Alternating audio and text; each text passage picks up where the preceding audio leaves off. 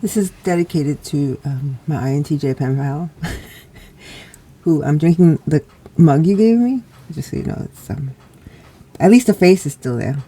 But yeah, I washed it the other day. I guess maybe with too much hot water. But the line is still there. Oh, last night I was on a NI Hangout with INFJs, INTJs, but it's open to every type. And there was a mix of 8 to 10 people. There were about 5 people who tried to, what do you call it? Spam or get attention or be nasty, like trolls. And I had a lovely time, even though I think I was probably the only. There was different generations. There was generations older than me, generations younger than me. So I just listened and I thought to myself, "Wow, if I was young, I would probably be overwhelmed by all this stuff." Even though, like, I would want to connect with other people that can understand me and not feel alone, I would want to not know about this stuff, because it could, knowing myself when I was younger, I was very, like, obsessed with knowledge and learning and trying to figure everybody out.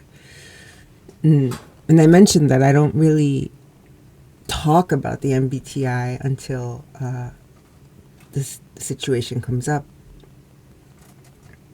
And I get a lot of younger people and on Quora asking me about it. And I was 33 when I stumbled upon it at a work function. And then again, a friend who happened to be an ENFP asked me to take the 16 personalities. But even before then, I was always trying to find theoretical perspectives or baselines and talk about the commonalities and then just set it aside. What I have found in the MBTI community is that people are looking for clones of themselves, and that's where we fail, because there's no such thing.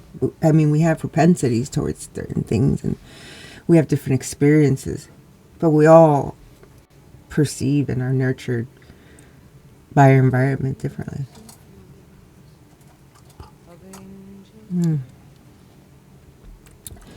For me particularly, growing up in New York, I was forced to, like, interact with people, and there was no hiding it. It was just, and if you didn't interact, then there was something wrong with you.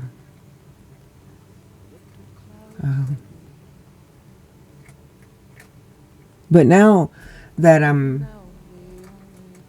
intentionally putting myself out there, not for, oh my God, I need attention. No, I think it's because I still think about my younger self. Like, I would have probably told myself these things.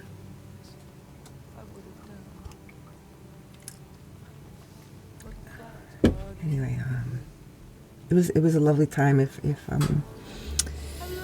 you want to look it up, it's just do like INFJ, INTJ on meetup.com.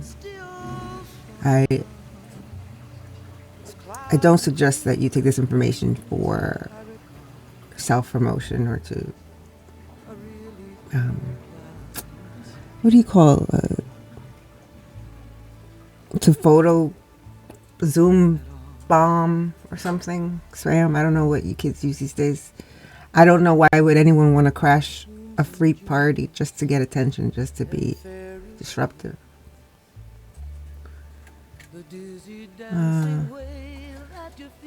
I will read some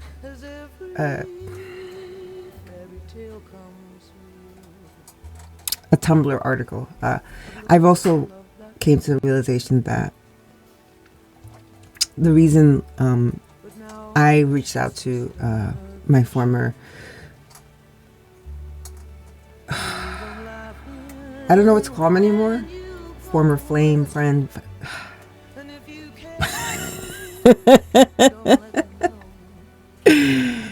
But as I was getting on that call, he messaged me, and then I thought to myself, like, this guy only like messaged me when he has like a moment to escape and have fun and get my attention, and I've had to now like set back my availability, because I think him being an ENFP, my shadow function, has taught me a lot why I was attracted to him at one point or another. But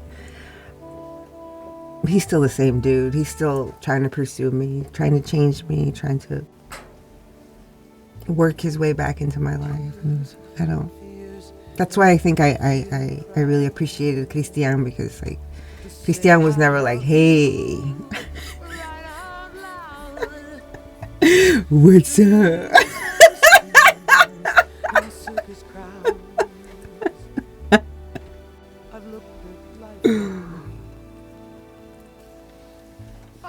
But I appreciate it. I appreciate the whole INTJ, INFJ thing. There was a couple of INTJ women,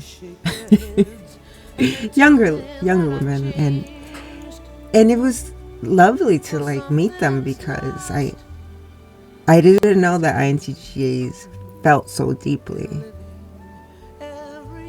I mean, I know what the stereotype is, but it was actually very lovely to be around that. But I do recommend you searching for it. I had posted a screenshot of it on Quora, and I thought to myself, I wonder if this was spammed or poofed because of my post because I don't know who follows me on Quora. You don't know how many crazies are up there.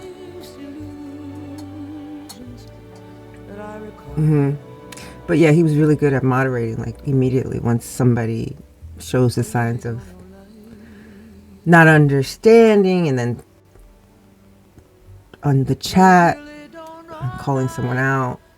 I guess it would be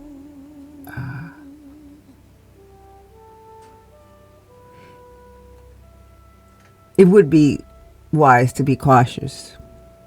That's why I'm not going to necessarily blast it out here. They said they would love for me to promote it on Quora, so I did. Because when those things were happening, I was wondering, is this happening because of me? It's not all about you. I'll leave a link to this what do you call, find reference article that I found at least a decade ago, and I often reference it for both INTJ and INFJ. It's an inferior function. The inferior function is the hardest to understand and describe. It embodies a part of us that we are least accepting of.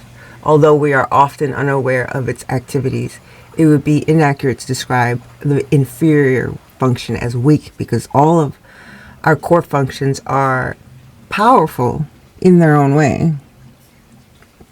The power and force of the inferior function actually comes from the mistaken assumption that it has no power. We underestimate the inferior function at our own peril. Usually, the inferior function is our least developed, but I would like to say that it's true, especially when under stress. I forget to be in my body. I forget to take care of myself. I forget to just enjoy the moment.